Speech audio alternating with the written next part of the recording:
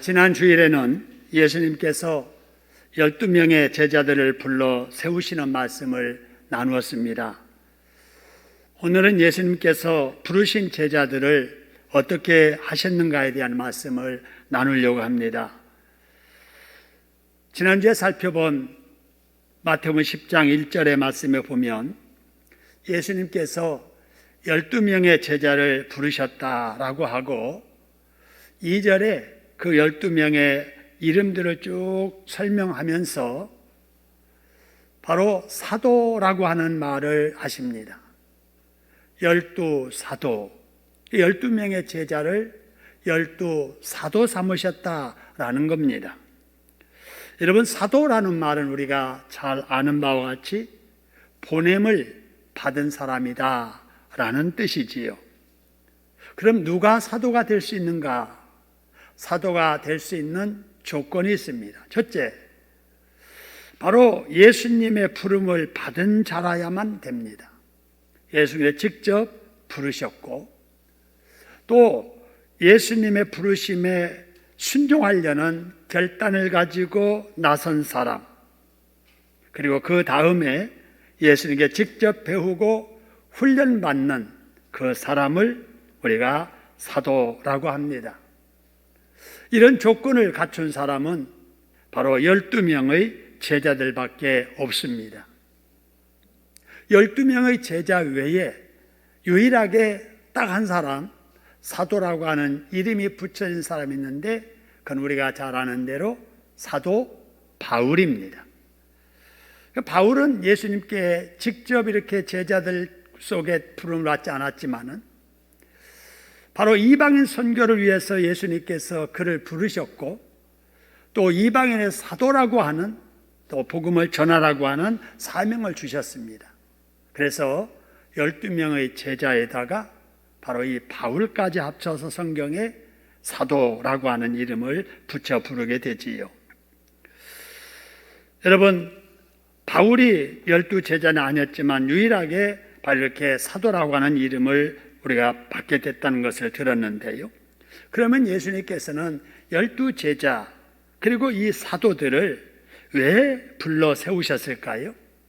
5절에 오늘 본문의 말씀을 보니까 예수께서 이 12를 뭐 하시며 그랬습니까? 보내시며, 그죠?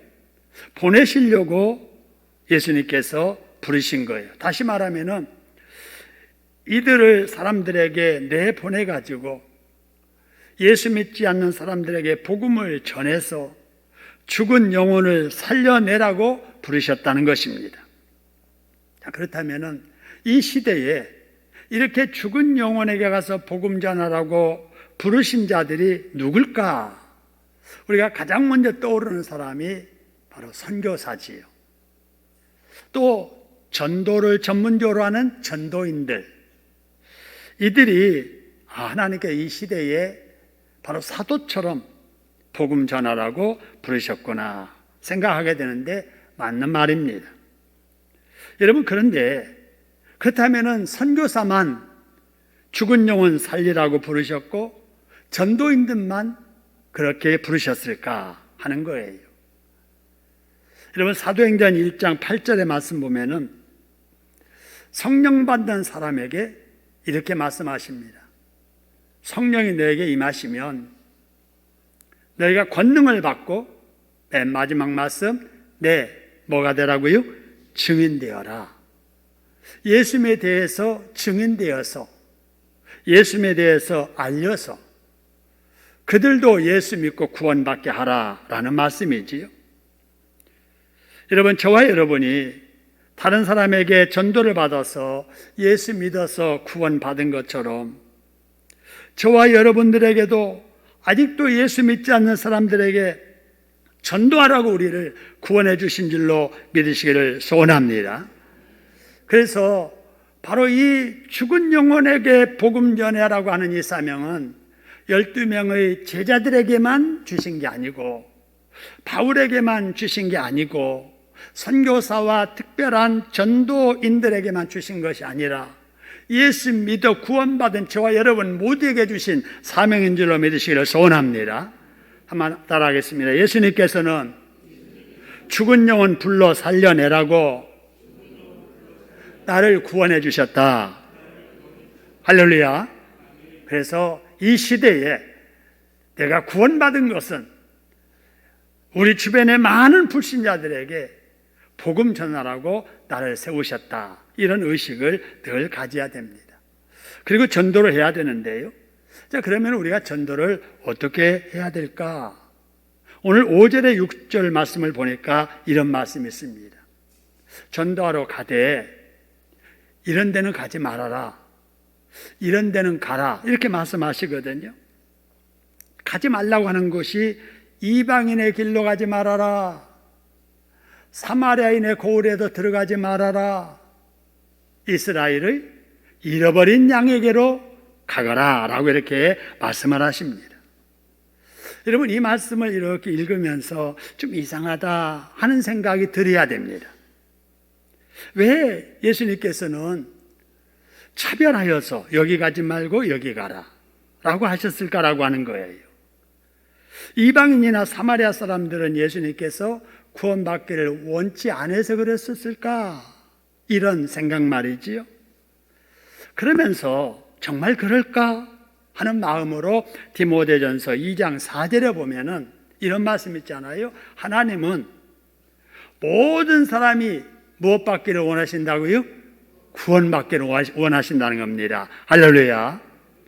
자, 이 말씀을 보면서 아까 그 말씀을 연결해 보면은 그게 다른 뜻이 있겠구나 이런 생각을 하게 됩니다. 그러면 왜 하나님께서 예수님께서 이렇게 사마리아인들 이방인들에게는 가지 말라고 하셨을까?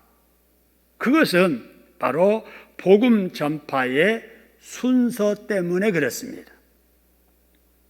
먼저 가서 복음 전해야 될 곳이 있고 그 다음에 가야 될 곳이 있다라고 하는 거예요. 무슨 일이든지 순서가 있는 거예요. 그렇죠? 먼저 해야 될 일과 나중에 해도 될 일, 이걸 우리가 우선순위라고 하잖아요. 그래서 무슨 일이든지 우선순위를 잘 분별해서 먼저 해야 될 일을 먼저 하고 나면 그 다음 일은 쉬워지고 수월해집니다. 근데 이 우선순위가 막 뒤바뀌어 가지고 나중에 해도 될 일을 지금 하고 지금 해야 될 일을 나중에 하게 되면은 일이 막 이렇게 엉키게 되는 거죠. 그래서 결국 이루어진다 할지라도 시간이 많이 걸리고 복잡해지고 그렇게 되는 거예요. 복음 전도도 마찬가지예요. 그래서 여러분 사도행전 1장 8절을 다시 보면은 너희가 성령 받거든 전도해라. 어떻게 전도하는가? 가장 먼저 어디에서부터 전도하라고 그랬어요? 예루살렘에서부터. 그 다음에 어디로 전도하라고요? 온 유대로. 그 다음에요? 사마리아로. 그 다음에 어디로요? 땅 끝까지. 이게 복음 전하는 순서입니다. 그럼 여기 예루살렘이 어디인가? 바로 이 예루살렘은 지금 이 말씀을 듣고 있는 제자들이 있는 곳이에요. 그래서 예수님의 제자들이 전도를 할 때 땅끝까지 먼저 가서 전도해도 되지만 그러지 말고 있는 곳에서부터 전도해. 주변 사람부터 전도해라는 거예요. 여러분, 그러면 지금 우리의 예루살렘은 어디일까 하는 거예요.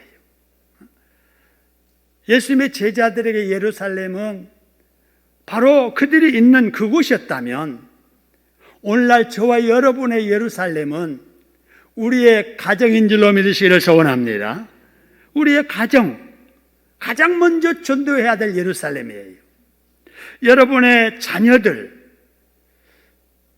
여러분의 손주들, 여러분의 형제들이 여러분이 가장 먼저 전도해야 될 예루살렘이다라고 하는 것입니다. 근데 이런 것을 혹시라도 이렇게 착각을 해서 남에게 전도는 잘하는데 저 외국의 선교에는 관심이 있는데 정작 내 가족 전도에 대해서는 손 놓고 계시는 분이 혹시 계실지 모르겠어요. 혹시 내 자녀들의 영적인 문제에 대해서는 손 놓고 있는지 모르겠습니다. 관심이 없어서가 아니라 몇 번 내가 전도해봤는데 번번이 거절하는 가족의 구원 문제, 나 포기했어. 하나님께 때가 되면 불러주시겠지. 그러면서 말입니다. 내 아들, 딸 지금은 교회 출석하지 아니해도 언젠가는 예수 믿게 될 거야. 내가 그동안에 기도 그렇게 많이 했는데, 주일학교 때는 잘 다녔던 애들인데 언젠가 돌아와도 돌아오겠지. 그러면서 여러분, 가족 전도를 손 놓고 계시는 분이 혹시 계십니까? 여러분, 혹이라도 그런 분 계시면 그러면 절대로 안 됩니다. 내 가족 구원 그리고 내 자녀 구원을 위해서 내가 해야 할 일이 있다면은 쉬지 말고 지속해야 될 줄로 믿으시기를 소원합니다. 기도하는 일을 쉬지 말고 기도해야 돼요. 가족을 위해서, 자녀를 위해서, 그리고 그의 영혼 구원을 위해서 지속적으로 관심 가지고 진정으로 사랑을 계속 베풀고, 우리 교회에서 지금 하고 있는 주동삼 가정예배, 애들이 좀 듣기 싫어해도 함께 모여서 예배 드리자. 읽으면서 가로 안에 들어갈 말씀이 무엇일까 함께 생각해 보고 거기다 함께 적고, 여러분, 이런 일들을 해야 됩니다. 그리고 따로 살고 있는 우리의 가족이 있다면 그들에게도 전도하는 것을 쉬지 말아야 돼요. 그럴 때 어떤 역사가 일어나느냐? 여러분, 사도행전 16장 31절에 우리가 잘 아는 대로 주 예수를 믿어라. 보세요. 그리하면 구원받는다는 거예요. 근데 보세요. 누가 구원받는가? 주 예수를 믿으라. 그리하면 누가 구원받는다고요? 너가 구원받는다는 거예요. 우리가 예수 믿어서 구원을 받았잖아요. 그러면 여러분, 나를 통하여서 내 집의 식구들도 구원받게 될 줄로 믿으시기를 소원합니다. 자동으로 되는 것이 아니라 쉬지 않고 가족 전도를 위해서 기도하고 끊임없이 사랑을 베풀고 노력하고 그 다음에 계속 영적으로 우리가 전도를 계속할 때 나를 통해서 내 가족 식구들이 다 예수 믿게 될 것이라는 거예요. 여러분, 어느 나라가 복음화 될 때도 마찬가지고 어느 가문이 예수를 믿을 때도 마찬가지예요. 우리나라 여러분, 처음부터 다 우리나라 백성들이 예수 믿었습니까? 아니죠. 아무도 믿지 않았을 때, 선교사를 통해서 복음을 전할 때 누군가 그 한 사람이 믿기 시작을 해서 그를 통해서 그의 가족, 그의 자녀, 그의 친구, 그의 이웃들, 그리고 민족들까지 예수 믿게 되는 거잖아요. 저도 마찬가지예요. 저도 우리 집안에서 제가 처음으로 예수 믿었습니다. 지금은 저를 인하여서 우리 형제 자매들이 다 예수 믿고 있습니다. 여러분, 혹시라도 혼자 예수 믿는 분이 계시다면 하나님께서 우리 가족 구원을 위해서 나를 선교사로 세우셨다고 하는 사실을 기억하시기를 소원합니다. 여러분의 가정의 구원이 여러분을 인하여서 지금 시작된 거예요. 그것이 열매 맺기를 위해서 우리가 기도하고 우리가 계속해서 전도해야 된다라고 하는 겁니다. 여러분, 전도에 힘쓰시다가 여러분 온 가족을 구원하게 하시는 하나님의 이 역사를 경험하시기를 주님의 이름으로 축원합니다. 다음으로 예수님께서는 제자들을 내보시면서 어떻게 전도하라고 하셨는지 7절을 한번 보세요. 7절 보니까 가면서 전파하라 하는 거예요. 그러니까 가면서 전도하되 이런 말 하면서 전도하라는 거예요. 보세요. 무엇이 어떻게 했다 하고 전하라는 거예요? 천국이 가까이 왔다 그러라는 거예요. 여러분, 전도할 때 우리가 흔히 교회 오세요. 교회만 다니면 병 낫게 됩니다. 애들도 잘 되고요. 하는 일도 잘 풀리고요. 돈도 많이 벌게 될 거예요. 라고 하면서 전도합니다. 여러분, 그런데 그렇게만 전도하면은 전도 잘못한 거예요. 물론 그런 말도 들어가야 되지만 그보다 더 중요한 것이 무엇이 가까이 왔다고 해야 된다고요? 천국이 가까이 왔다. 세례 요한 보세요. 세례 요한이 전도할 때 회개하라. 무엇이 가까워졌다고 그래요? 천국이 가까워졌다 이렇게 썼습니다. 그래서 우리도 전도할 때 천국이 가까이 왔다라는 말을 전해야 되는데 천국이 가까이 왔다는 말이 무슨 말이냐? 여러분, 천국은 다른 말로 하나님 나라예요. 근데 그 천국의 주인이 누구냐? 바로 예수님이신데 그 천국의 주인 대신 예수님이 오셨다. 그러니까 그 예수님을 믿어야 된다. 예수님을 영접하고 믿는 자는 그 마음속에 천국, 하나님의 나라가 이루어진다. 할렐루야. 이거 전하라는 거예요. 이거 전하라. 여러분, 그래서 예수님을 마음속에 영접해서 모시게 되면 마음속에 예수님의 영이 들어가시게 됩니다. 할렐루야. 그 영이 내 마음속에 들어오시면 내 마음은 하나님을 모시는 천국, 하나님 나라가 되는 것입니다. 할렐루야. 여러분, 우리 가정에 예수님을 모시잖아요. 우리 가정에 예수님을 호주로 모시면 우리 예수님이 우리 가정에 임재하고 계십니다. 그러면 여러분, 우리 가정에 예수님 계시니 우리 가정이 예수님 모신 이 땅의 천국이고 이 땅의 하나님 나라인 줄로 믿으시기를 소원합니다. 그렇습니다. 그래서 새 하늘과 새 땅의 온전한 하나님의 나라는 예수님 재림하실 때 이루어질 것이지만 현재적으로 우리 개개인적으로는 예수님을 믿고 영접하는 마음속에서부터 천국이 이루어지고 그 예수님 믿는 사람들이 이루는 가정에서부터 천국이 이루어지게 되는 줄로 믿으시기를 소원합니다. 그래서 여러분, 찬송가 중에 이런 찬송이 있습니다. 주의 얼굴 뵙기 전에 멀리 뵈던 하늘나라 내 마음속에 이루어지니 날로 가깝도다.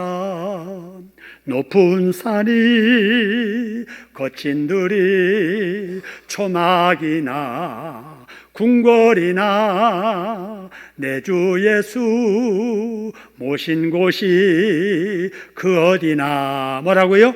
하늘나라. 함께 부릅니다. 할렐루야 찬양하세 내 모든 죄 사함 받고 주 예수와 동행하니 그 어디나 하늘나라.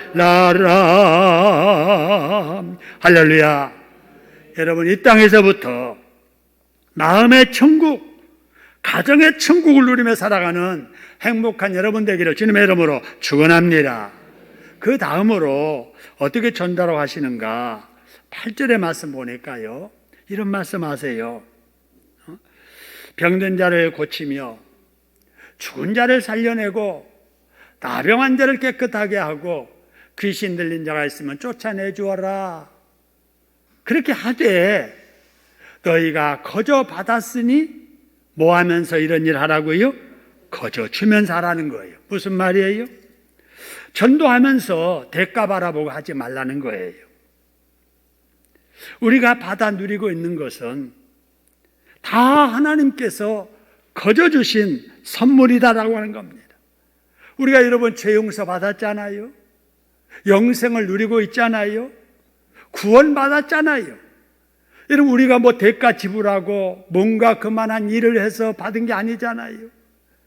단 한 가지 예수 믿는 믿음 하나 보시고 이 세상 어느 것으로도 바꿀 수 없는 큰 선물을 우리 하나님께서 거저 주신 줄로 믿으시기를 소원합니다.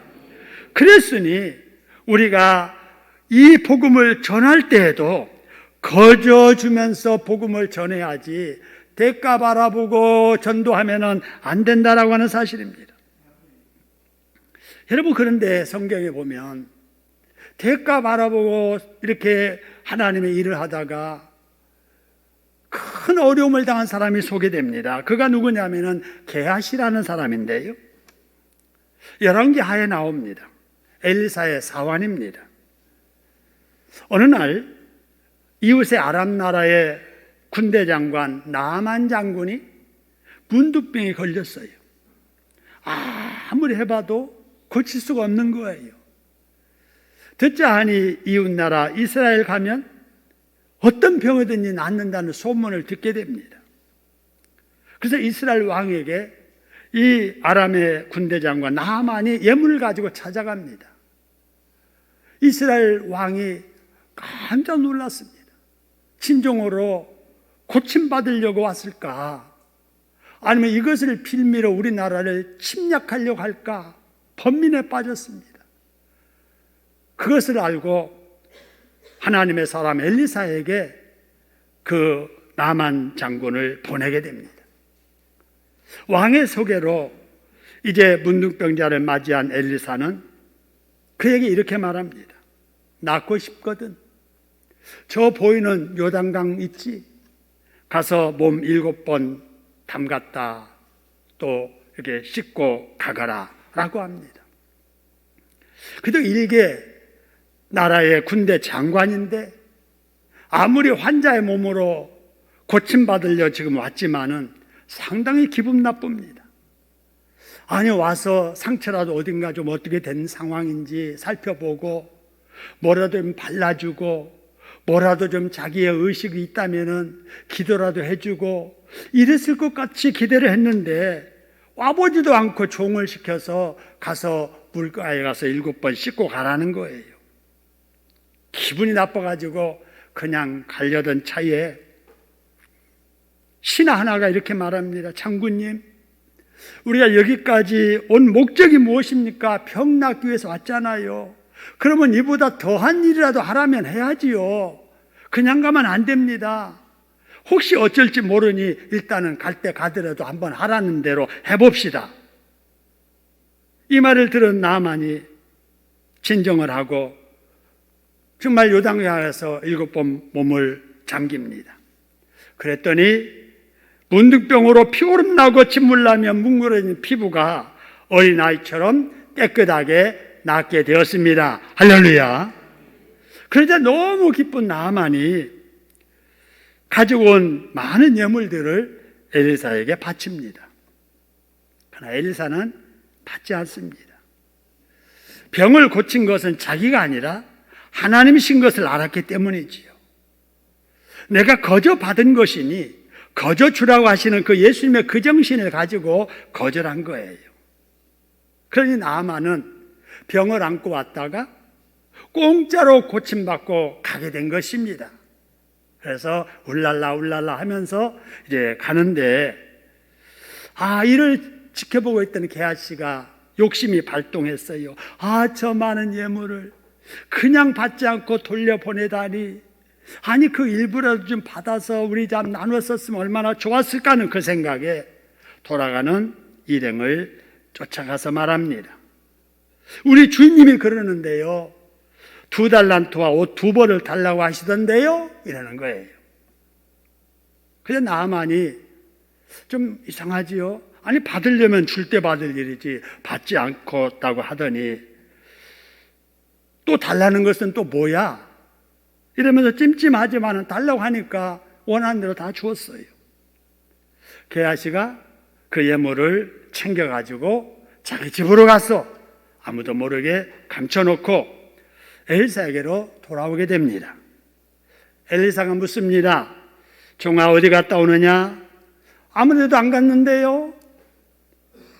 예물에 눈이 멀어서 나만을 속이더니 이제 주인까지 속입니다. 그 순간 바로 그 게하시에게 문둥병이 생겼습니다. 나만에게서는 나간 문둥병이 욕심 발동해서 죄지은 게하시에게 들어가게 된 거예요. 여러분, 이걸 통해서 우리가 얻어야 될 교훈이 있지요. 우리가 하나님의 일을 하면서 복음을 전하면서 사람들에게 대가를 바라고 일해서는 안 된다라고 하는 거예요. 하나님은 다 지켜보십니다. 상 받게 산 사람에게는 상으로 갚아주시지만 벌 받게 산 사람에게는 역시 벌로 갚아주시는 것을 보여주지 않아요. 여러분, 우리는 거저받은 사람들입니다. 거저받아 우리가 누리는 것들이 너무나도 많습니다. 구원도 거저받았고 생명도 거저받았고 우리가 노력해서 얻은 것 같지만 사실은 물질도 재능도 전도할 능력도 하나님이 거저 선물로 주신 줄로 믿으시기를 소원합니다. 그래서 우리도 다른 사람들에게 어떤 대가 받을 것 계산하지 말고 거저 베풀면서 봉사하면서 살아가야 됩니다. 그렇게 사느라 부족한 것이 생기고 더 필요한 것이 생기면 여러분 하나님께서 채워주실 줄로 믿습니다. 거저 받은 자답게 거저 베풀면서 전도하며 충성하시다가 필요한 것을 더 채워주시는 이런 하나님을 경험하면서 멋지게 신나게 신앙생활하는 저와 여러분 되기를 주님의 이름으로 축원합니다. 다음으로 예수님께서는 어떻게 전달을 하시는가? 9절 10절 볼까요?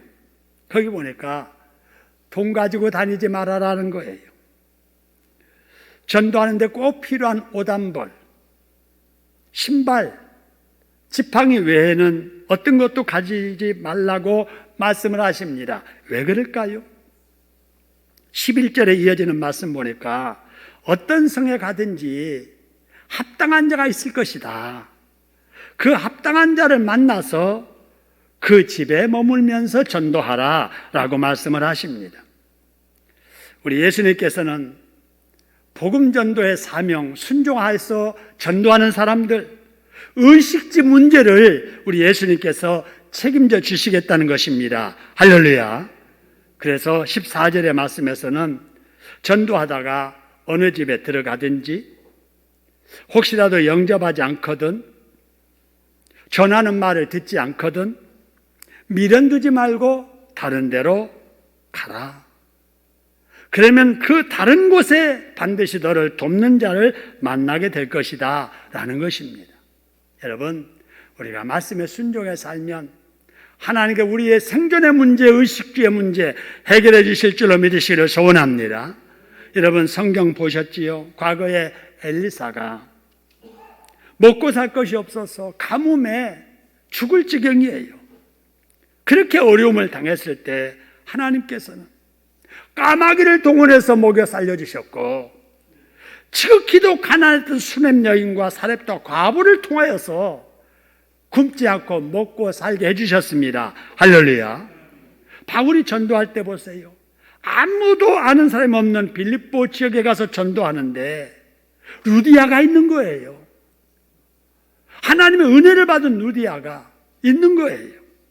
하나님께서 예비한 사람 만나게 하셔서 그를 통해서 복음 전도를 돕게 하고 그 집에서 그 빌립보 교회를 세우는 역사가 일어나게 된 것입니다. 이처럼 우리 하나님께서는 이 시대에도 복음 전하는 자, 전도하는 자를 돕는 자를 미리미리 예비해 주십니다. 여러분 전도해 보면 알아요. 지금은 우리가 노방전도 나가지 못하는데 여러분 전도 특공대원들 우리가 금요일 날마다 전도 나갔었잖아요. 여러분 전도로 나갈 때 정말 막막합니다. 오늘은 어디 가서 누구를 만나서 어떻게 전도할고 염려도 되고 두려움도 있고 이래요. 그런데 돌아올 때는 하나님께서 오늘 이 사람 만나게 하시려고 나를 보내셨구나 이런 거를 느끼게 됩니다. 여러분 제가 선교사로 사역할 때도 이런 거를 너무나도 많이 경험했습니다. 제가 선교사로 이렇게 우리 교회 파송을 받아 나갈 때가 1995년 9월 달이었습니다. 그때 제가 뉴질랜드에 딱 도착하자 교문들이 저에게 와가지고 한인교회 개척하자고 하는 거예요. 이곳에 지금 계속해서 이민자가 들어오고 있는데 목회 경험 있는 목사님들이 없습니다. 그런데 목사님은 한국에서 목회 잘하다가 오셨고 신학교에서 학생들 지도하다가 오셨으니까 그 경험 살려서 한인교회 개척하면은 빨리 부흥하게 될 것입니다. 그러면서 그런 제안하는 사람들이 여러 명 있었습니다. 실제적으로 그 상황이 그랬습니다. 그러나 저는 그렇게 하지 않았습니다. 왜냐하면은 한인들을 섬기는 한국 사람을 섬기는 목회 하려고 하실 바에는 뭐라고 하나님께서 하던 목회 그만두게 하시고 선교사라는 이름 붙여서 선교지에 보냈을까? 이건 아니다. 힘들어도 문화적인 어려움이 있고 언어적인 어려움이 있어도 선교사라는 이름에 걸맞게 외국인을 상대로 해서 사역을 해야지 이렇게 생각하고 한인들 안 만났습니다. 주일날 돼도 한인교회 안 갔습니다. 그랬더니 얼마나 외로웠는지 몰라요. 특별히 명절 때, 첫 성탄절 때 온 가족의 눈물 흘리면서 외로워했던 거 말씀을 드렸지요. 그러던 1997년 1월 4일입니다. 토요일 날 오후가 됐는데 누가 저희 집 문을 두드립니다. 문을 열고 보니까 아주 뚱뚱한 사람인데 마오리 같기도 하고 폴리네시안, 이 태평양 지역의 섬나라 사람 같기도 합니다. 왜 왔느냐 그랬더니 자기 집에 가출한 사람들이 있는데 그들에게 빵과 우유를 살 돈이 없어서 지금 이렇게 모금하러 왔다 그러는 거예요. 제가 그 말 듣고 물었습니다. 그들에게 이렇게 모금에다가 빵과 우유를 준다고 한다면 그들에게 성경은 가르치느냐, 주일날 교회는 가서 예배 드리느냐 그랬더니 아니라는 거예요. 그 순간에 제가 그러면 내가 그들에게 성경을 가르쳐 주겠다라고 했더니 자기도 그런 사람을 찾고 있다는 거예요. 할렐루야죠.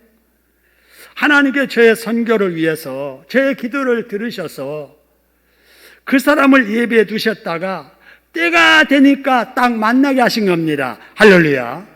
그래서 그날로 돈 챙겨서 우유 사고 빵 사가지고 그 집에 가봤더니 정말 대여섯 명의 청년들이 거기에 있는데 술 냄새도 좀 나고요, 마약을 했는지 눈동자도 다 풀려 있고요, 집안에는 지저분하고 냄새도 나고 매우 역겨웠습니다. 그런데도 제 가슴에는 뜨거웠습니다. 하나님께서